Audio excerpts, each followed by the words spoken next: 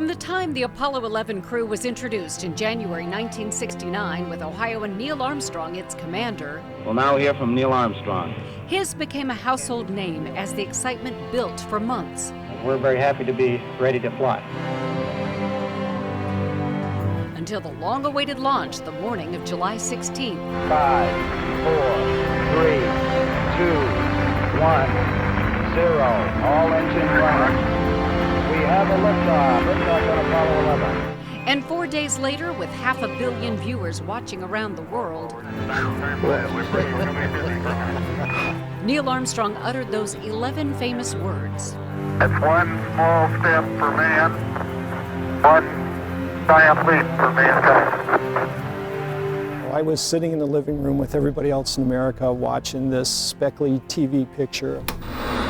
75%. By the time the crew splashed down, they were international heroes, inspiring other small-town kids like former shuttle astronaut Mark Brown. It was a bigger-than-life event. Astronauts were bigger-than-life people. They were heroes that we all worship. Brown and others who knew Armstrong said he was a reluctant hero who wanted a normal life for his family. After he left NASA, he bought this farm outside Lebanon, where he raised cattle and grew corn, soybeans, hay, and wheat. But it may have been this ice cream parlor in downtown Lebanon that first sold the Armstrongs on this area. His first wife, Janet, later recalled seeing people they thought they could identify with here. Do you remember what he ordered? I do. He sat right here and ordered a cup of soup. Do you know what kind of soup he liked? He liked split pea, I know. Phyllis Hartsock owned the Village Ice Cream Parlor and often washed dishes as she chatted with Armstrong, who ate lunch here almost every day. Just a super guy. And sometimes when the, people would come in the parlor, they would say, "Is that Neil Armstrong?" And she took it upon herself to ward off moonstruck customers. And I said, "Yes, but you don't bother him while he's eating." Armstrong showed his gratitude by signing this Milton Caniff sketch of himself. It says, "Phyllis, with appreciation and your patience," from Neil Armstrong.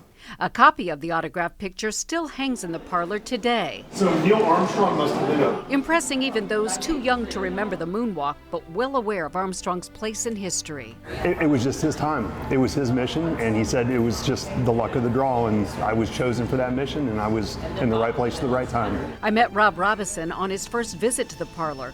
Turns out he's such a big space fan that when his son was born, he went on eBay and bought him an authentic Neil Armstrong autograph. Can you imagine the pressure that he had? Very first person to walk on the moon. People wanted something from me probably all the time. Both he and Phyllis understand why this area appealed to Armstrong after Apollo.